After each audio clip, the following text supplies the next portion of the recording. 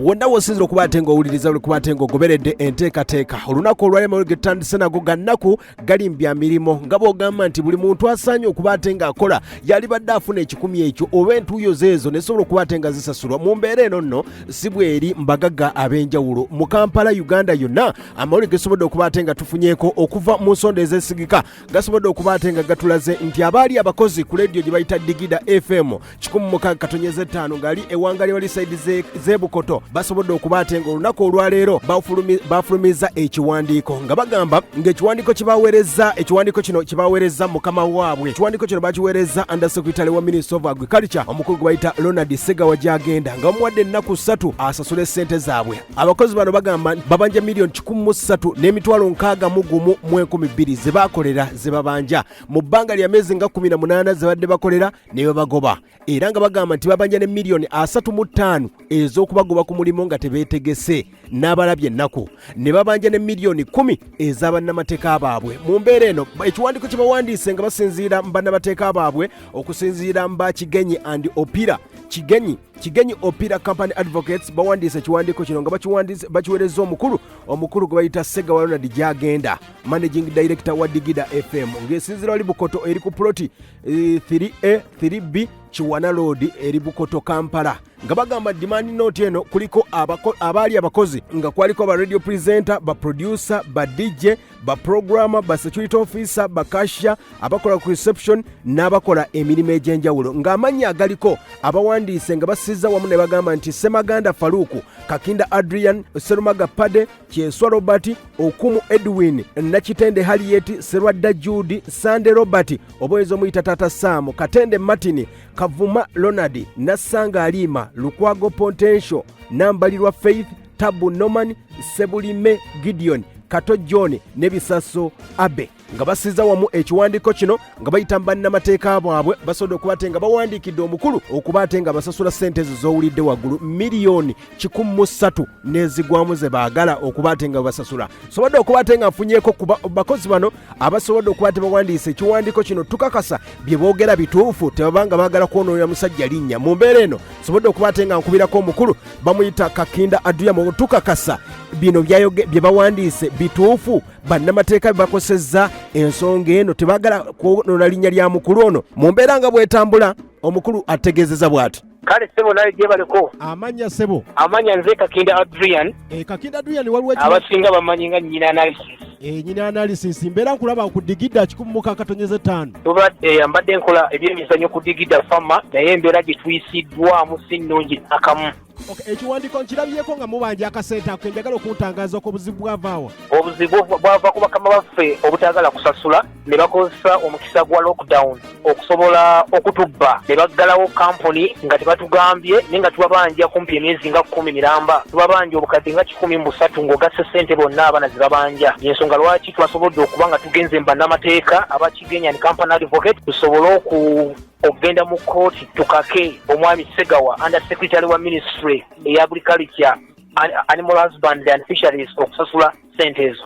Kati omukulu ono mwabadde mwogeddeko naye nga temunagenda mu mateeka. Twamuwa letter of intention to sue. Actually twamuwa letters 2 namba tumuwadde weeks 2 namba okutuddamu alabika nga yesuujeyo gwa naggamba agugubye naye nga akimanyi nti tetuli akimanyi tumubanja abadde ajjayo ebuzaabuza nti agenda tukolako naye ng'ebbanga liyigenda liyitawo kwegamba atutudde ng'abaana bakuzanyisa. Bano bamaneja bammwe bali wamu nammwe oba bo yabalabamu akantu? Bamaneja abamu bali naffe naye abamu okimanyi ate bali naffe. Bamaneja b'amalediyo bamanyi naawe ayita ebbali ne bamukwasaganya n'akivaamu n'olwokuba ffe tukimanyi bulungi nnyo nti tubanja zaffe ze twakolera ensonga lwaki tetwagala obuliawo okuva ku mulamwa. Nawuliddeko amaloboozi nga bagamba nti Katende Birigwa yali mu nteekateeka ey'okugisaanyawo leediyo eyo kiri oba?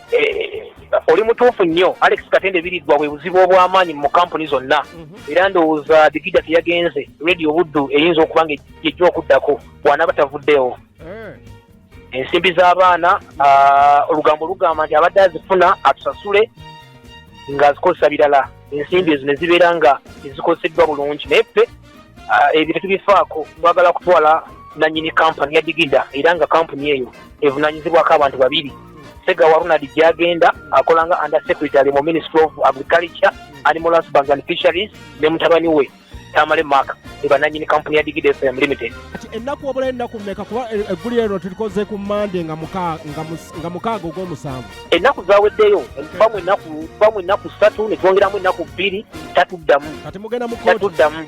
Katugenda mu kooti. Nga tukyagenda mu maaso omukulu Kakinda nga wasobodde okuba ate ng'ayogera ebizibu byonna abakozi bangi nnyo bazze nga bakaaba. Omukulu Yusufu bali luno gye buvuddeko yagamba nti abanja omukyala gwe bayita Bad Black yali bw'atyo Bigayi ne bw'atyo nsobodde okuba ate nga njogera ne TaataSam okutubuulira embeera eno etambudde ne TaataSam asobodde okuba ate ng'atubuulira mu mbeera eno bayisiddwa bubi olw'embeera gye babagoba mu mbeera eno nga bwesobola okuba ate ng'etambula. Leediyo eno basobola okuba mu mbeera ya kalantiini nga bwe yatandikira mu mwezi ogwokusatu abakulu basobola okuba ate bayita bamaneja baabwe aba leediyo eno ne bagamba nti musooke muwummuze abakulu abo abaana aba leediyo bapurezenta era babawummuza mu mbeera ya kalantiini. Omuggalo gwe basobola okuba tebakozesa leediyo ne bajjawo ebyuma byonna ebya studio zi transmitter zonna ne bazijjawo. Kati abaana bapurezenta okukomawo okuba ate nga bagamba katutandika okukola mu mbeera eyo basanga nga leediyo yonna teriiwo mu bumpimpi ne babeera nga babagobye nga bakyabanja ssente. TaataSam uno akyatunyonnyola embeera yonna nga bwetambudde. Ffe amawulire gatusanga wano okuwa obukakafu nga bwe gatambudde. Nze kuba tubadde tujja batugamba kwatayoka amafuta alindako katono nayokweza wiikendi alawonse ebikibiki nebiwanvuwa ne tulowooza munnaffe kasita tukyati bakozi bakama baffe banaafuna akasente nga tuba tukakola banaakatuwa naye ne tukomekereza nga tukoledde bwereere tebalina kyebatunyize ate nga yebadde enkola kuba abantu bangi bagobye sina muntu omu bagobye nga bagoba kirindi bamanyi bwe bawera nga babanjayo eziwera bukadde nga 3 ne bakwata ekyo ekirindi ne bakigoba ofuna akasonga katono nnyo olumu negamba atuli mu kutusala ku bakozi tugendeza ku nnamba ekyo nabiwanvuwa ne tugamba kisuse mutuufu nga tulekeddwa mu bbanga mu kaseera kano akakazigizigi. Era TaataSam ayongeddeko n'agamba nti bagenda mu Parliament okuba ate nga bakuba omukulu akulira leediyo eno under secretary owa agriculture era nga TaataSam ayongeddeko na bino kutukakasa nti bagenda mu Parliament okuba ate nga balaga nti eddembe ly'abakozi lisobodde okuba ate nga lirinnyiddwa ate nga ssente baakolanga obulango bwaliko n'abantu baali beekwasa bwekwasa. Sooka owulire TaataSam bw'atubuulira. Era tukubira omuwanga Minister Labour Officer Minister ya Labour and Social Development Parliament ya Uganda n'abantu bonna abasobola okutuyamba mu mbeera. Ffe twayitiddemu lawyer waffe bamuyita Mwami Kigenyi akolera mu Kigenyi Opera and Company Advocate ebyo basobodde okuwandiika ekiwandiiko ne tumuwa ennaku ne ziggwayo nga tewali wadde kye batuzzeemuuko yadde okutunyiga ne tugamba katugende mu matereka mu kooti. Mu butuufu bwe tunaabeera nga tetusaana kusasulwa ebbanga litukoledde emyezi egisoba mu 13 myezi egisoba mu 14 n'abalala buli omu ssente z'abanja kooti eryokera mule eyo embeera gye tulimu bakama bange naye nga twetaaga buyambi kubanga eno enkola esusse kibaddewo nga nabannaffe babagoba ne bagenda ne tugamba ffe tujja okuddako ne bagoba ekirindi ekirala bagoba mugeto bagobya 3 bagobya 2 bagobya 18 bagobya 8. Ge gamu ku mawulire agasobodde okuba tegavaako mu kibuga Kampala mu nteekateeka eyo ng'abakozi ba leediyo Digida FM bagambye nti nannyini wa leediyo bamutwala mu kooti waba aganye okubasasula miliyoni 13 n'ezigwa. Mu mbeera eyo w'obanga oli mukozi ng'olina gy'okolera wesobodde okuba ate nga tutambuza ensonga zonna.